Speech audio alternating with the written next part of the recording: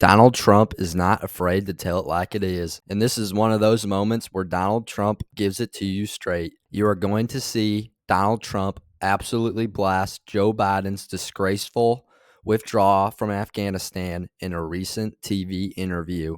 You will learn how bad this humiliating withdrawal truly was in ways that you did not know before. Here's what he had to say.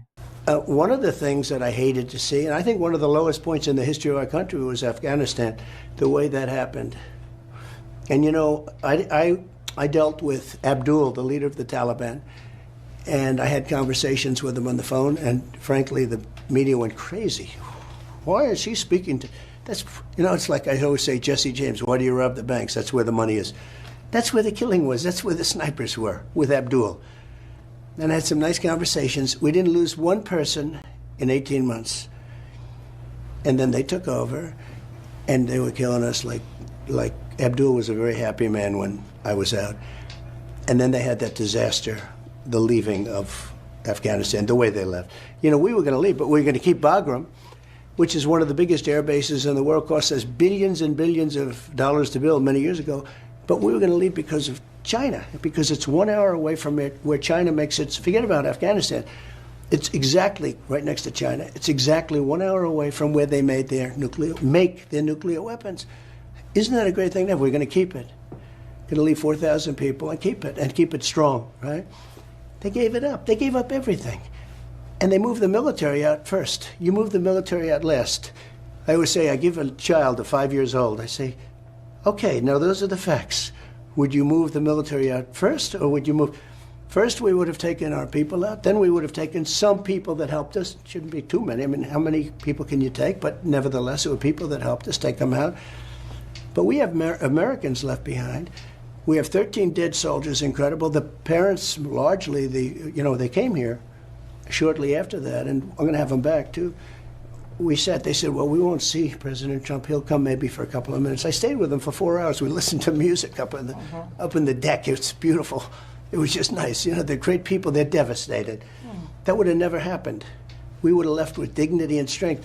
And then you take out your equipment. They left $85 billion worth of equipment. I rebuilt the entire military. $85 billion of it was left in Afghanistan. And they're one of the biggest, the Taliban, they're one of the biggest sellers of military equipment now, well, in the whole world. I think they're number 2, because they're selling, because they don't need 730,000 rifles. They have 730,000.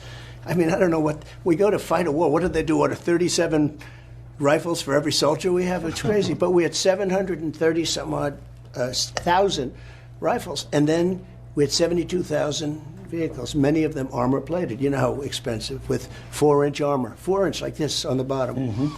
And they sell all that stuff. They're one of the largest, because they don't need all of it. You know, they can keep, instead of, think of what 72,000 vehicles is. If you take the biggest used parking lot, used car lot in Texas, think Texas, they're big. They probably have, 500 cars there?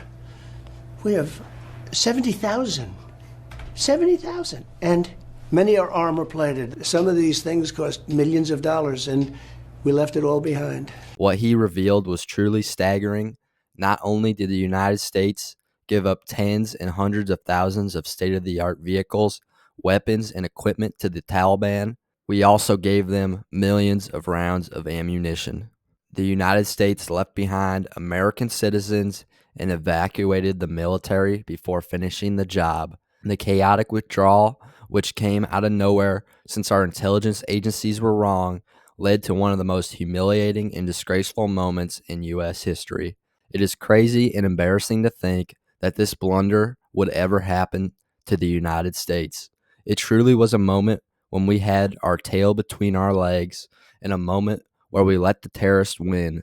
Because of this failed withdrawal, 13 U.S. servicemen and women tragically paid the ultimate price, serving their country in the Abbey Gate incident.